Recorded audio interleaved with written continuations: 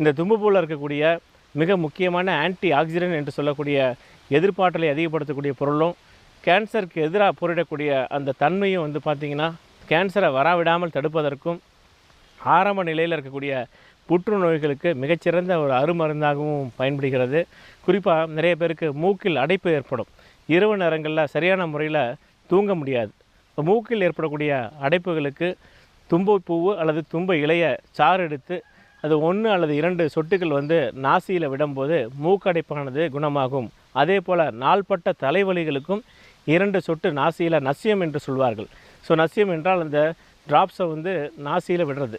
So நாசியில் விடும்போது நாள்பட்ட தலைவலிகானது நல்ல முறையில் குறையும். அதே போல் பாரம்பரியமாக நம்ம வேது பிடிக்கக்கூடிய ஒரு அற்புதமான ஒரு முறை உண்டு.